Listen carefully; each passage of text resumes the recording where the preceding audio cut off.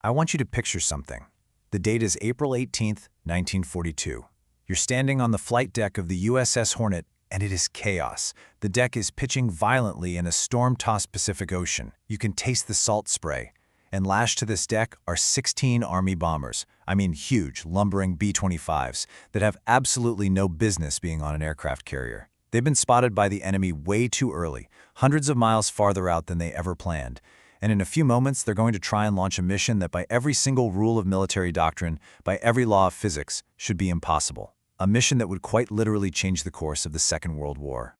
You know, to really get the sheer, breathtaking audacity of what was about to happen on that deck, you have to feel what it was like to be an American in early 1942. It was dark. Just 4 months earlier, Pearl Harbor had been attacked. The nation wasn't just wounded, it was humiliated, it was scared, and it was reeling. Morale was just on the floor. President Roosevelt, he knew the country needed more than just speeches and promises. They needed proof, right now, that America could hit back. So when he said this wasn't just a military command. You can hear the anguish in it. It was a demand for a sign, any sign, that America was still in the fight. And let's be clear, a desperate gamble is exactly what it was. Just take a look at the strategic chessboard at that moment. On one side, you've got the U.S. Pacific Fleet. Its heart, the battleship Roe, is literally sitting in the mud at the bottom of Pearl Harbor.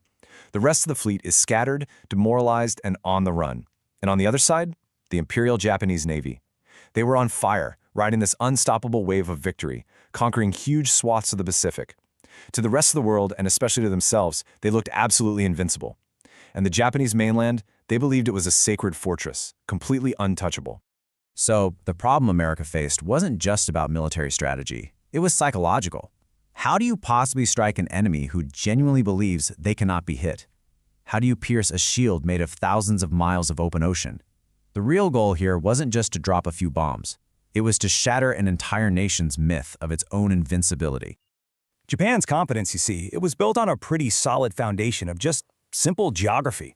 The math was on their side. Their home islands were protected by these layers upon layers of defense. You had picket boats patrolling hundreds of miles out at sea ready to give warning. You had rings of land-based interceptor aircraft ready to scramble. Any kind of conventional attack was just a non-starter. The American air bases that were close enough were all gone, captured. The cold hard numbers of fuel, range, and bomb load just didn't add up. It was, for all intents and purposes, impossible. And this is where desperation becomes the mother of invention. This is where history turns. The idea didn't come from some high-level strategy meeting. No, it came from a single observation by a Navy captain named Francis Lowe. He was watching Army bombers practice taking off from a runway that had been painted with the outline of a carrier deck. And he just asked a simple question that no one had dared to ask before. Hey, what if they did that for real? I mean, it was an absolutely radical, almost heretical idea. Army bombers were way too big, far too heavy, Navy carriers were not designed for them. It broke every single rule in the book. But you know, back in those dark days of 1942, breaking the rules was pretty much the only option they had left. So they were going to try it. And this next part of the story, it isn't just about a military plan.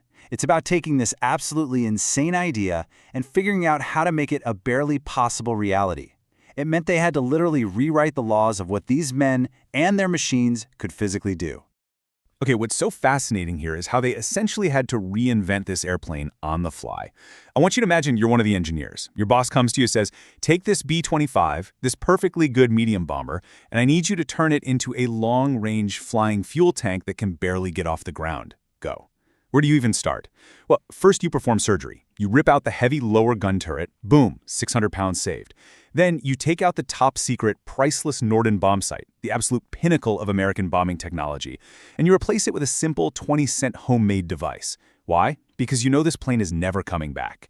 And then you cram every single spare inch of that plane with collapsible fuel tanks, nearly doubling its range. They even duct tape broomsticks painted black to the tail to look like extra machine guns, just a desperate bluff.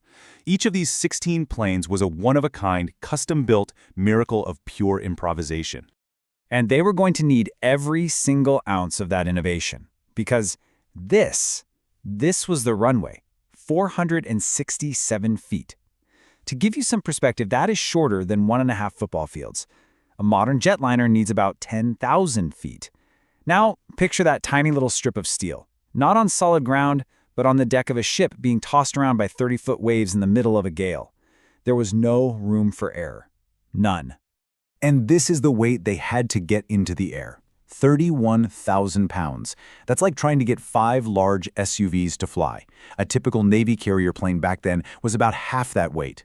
The sheer physics of it all, getting that much mass airborne in such a tiny distance, with howling wind trying to push you sideways, it's something that most pilots, even today, would tell you simply defies the laws of aviation.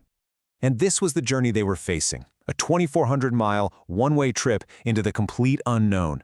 There was no fighter escort to protect them. There was absolutely no way to return to the carrier. Every man on those planes knew, as they stood on that deck, that this was a one-way ticket. They would fly for hours over an ocean completely controlled by the enemy, drop their bombs, and then they would pray. Pray they had enough gas to make it to friendly airfields in China, airfields none of them had ever seen, guided by radio beacons they could only hope would actually be turned on. Then, disaster. The task force is spotted by a Japanese picket boat. They're still 170 miles too far out. The plan is blown. It's now or never. Admiral Bull Halsey flashes the signal. Imagine the sound as Lieutenant Colonel Jimmy Doolittle, a 45-year-old aviation legend, pushes the throttles all the way forward. His B-25 screams down that impossibly short deck. For a terrifying second, it actually dips down, its wingtips perilously close to the churning waves, and then, somehow, against all logic, it claws its way into the gray sky. And one by one, 15 more times, this incredible miracle was repeated.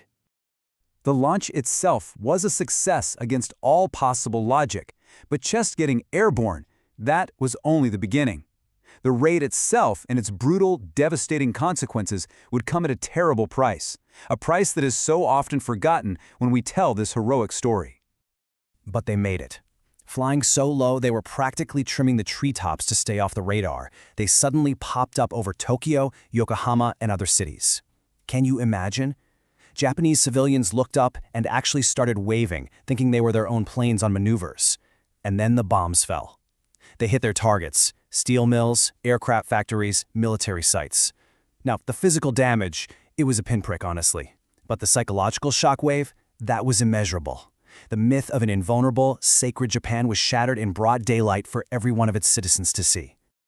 So, after the bombing, the raiders turned west, flying straight into the setting sun and toward what they hoped was safety in China. But their ordeal was so far from over. As they watched their fuel gauges plummet towards empty, their situation went from desperate to completely hopeless. They flew into total darkness, into violent thunderstorms, over uncharted mountains. The Chinese airfields that were supposed to be their salvation, guiding them in with homing beacons, total silence. The locations had been moved at the last minute, and the raiders never got the message. They were out of fuel, out of time, and totally out of options. And this is what Jimmy Doolittle himself believed, standing in the cold mud of a Chinese rice paddy after bailing out of his own plane. In his mind, the mission was an absolute, abject failure.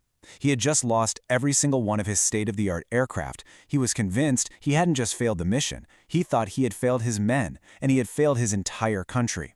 He fully expected to be sent to prison for it. But Doolittle's personal sense of failure masked a horrific, almost unimaginable, unseen cost. The Japanese military reacted to his so-called failure with a wave of brutality that is hard to even comprehend. In the Chinese provinces where the American crews had landed and been helped by the local people, the Japanese army launched a revenge campaign. They systematically slaughtered an estimated 250,000 civilians, men, women, children, as punishment for helping the American flyers. So much of the success of this raid was paid for in large part with Chinese blood. And this was the final, personal toll for the 80 men who took off from the Hornet. Amazingly, 69 of them made it back to American lines, many after these epic journeys on foot, helped by unbelievably heroic Chinese people. But 8 men were captured. They were tortured, starved, and put through mock trials. 3 were executed by firing squad. 3 more died in crash landings, and 1 crew that had to divert to the Soviet Union was imprisoned there for over a year. Every single man paid an incredibly heavy price.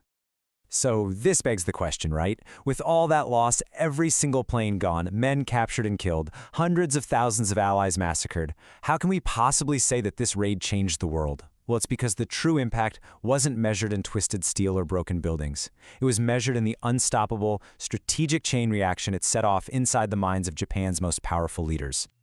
Okay, let's trace this, because this is the absolute key to understanding everything. Step 1, humiliation.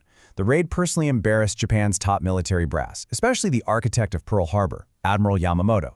Now, humiliation isn't just an emotion for a leader like that, it's a strategic liability. It makes you angry, and anger makes you rush, which leads to step 2, obsession.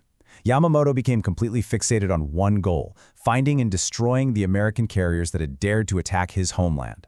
This obsession led to step 3, haste. He rushed to approve a massively complex plan to attack Midway Atoll, certain it would lure the American fleet into a final decisive trap. But in his rush, the plan was filled with fatal flaws, which leads to step 4, reversal. American code breakers had been listening the whole time. They knew the plan. And this right here was the direct result. The Battle of Midway, just 6 weeks after the Doolittle Raid. In the space of about 5 minutes, American dive bombers using that priceless decoded intelligence hit and fatally wounded 3 of Japan's most powerful aircraft carriers. A 4th was sunk later that day. I mean, look at those numbers. This wasn't a defeat, it was a catastrophic, irreversible disaster for Japan. They lost the heart of their naval air power, veteran pilots they could never replace, and they lost the strategic initiative for the rest of the war. The entire tide of the Pacific War turned in those 5 minutes, and you can draw a straight, unbroken line from Doolittle's Raid right to the bottom of the Pacific at Midway. And that wasn't all. There was another, more immediate effect. Because the raid proved the homeland was vulnerable, Japan's high command had to pull some of their best, most experienced Army fighter units back from the front lines in places like New Guinea and the Solomon Islands to play defense, and their absence was felt almost immediately, giving Allied forces a critical, life-saving edge in the brutal, bloody campaigns that followed, like the one at Guadalcanal. But maybe no one summed it up better than a member of the Japanese royal family himself. Years after the war, Emperor Hirohito's own brother told one of the raiders this. I want you to really listen to these words. The bombs you dropped on Tokyo were small. The ideas you dropped were devastating. The ideas. The idea that Japan was not a divine, untouchable fortress. The idea that the war could come home. That was the weapon that truly crippled their national psyche, and ultimately their will to fight. So when you look back, the legacy of this one raid is just enormous.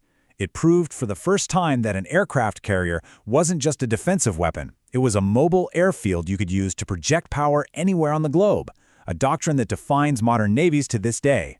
It forced the Army and the Navy to figure out how to work together, creating the messy but vital blueprint for all modern joint operations.